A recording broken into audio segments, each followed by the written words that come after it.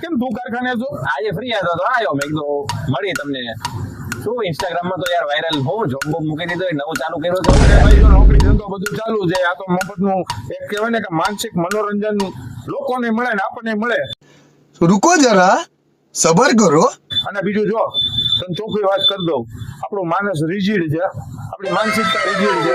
બાકી ભણવા માટે ટેકનોલોજી માટે કોઈ ઉંમર હોતી નથી. ગમે એ ઉંમરે તમે ટેકનોલોજીનો ઉપયોગ કરી શકો અને અભ્યાસ કરી શકો.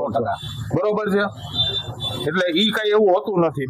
બાકી શું છે, અમને કઈક આપો ઇન્સ્ટાગ્રામ માં, અમારે તે વિડીયો બનાવીને વાયરલ થવો યાર તમારી કોણે. એટલે ભાઈ અહીંયા કોઈ વાયરલ નથી. બરોબર છે ને? કઈ આપણો સંપૂર્ણ વિડીયો હાલતો નથી. આ તો ઠીક છે, આપણા ગ્રુપ વાળાને મજા આવે, એન્જોય કરે એટલે બનાવી છીએ. પણ આમાં જો હું તને બહુ હવે સિરિયસ વાત કરું, આમાં કેવું છે, જો તમે વિડીયો બનાવો ને તો પેલા છે ને તમે કયા કન્ટેન્ટ વ્યવસ્થિત પકડો. કન્ટેન્ટ ઉપર જે તમારો મેઇન ઓબ્જેક્ટ છે એના ઉપર ફોકસ કરો. બરોબર છે? એડિટિંગ તમારું કમ્પ્લીટ બહુ વ્યવસ્થિત હોવું જોઈએ.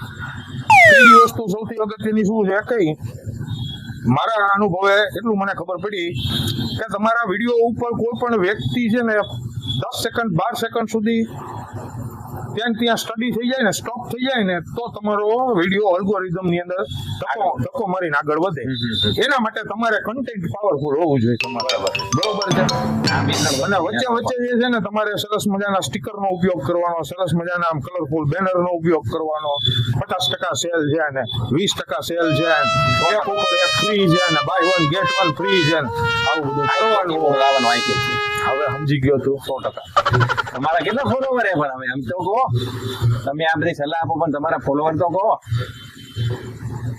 બધા આપડા હિતરે નથી, લેવા દે ને યાર. હું કામ મારી ઉગાડી કરે? આ ઘરનો ડાયરો છે ને ઉગાડી કરે જ મારી.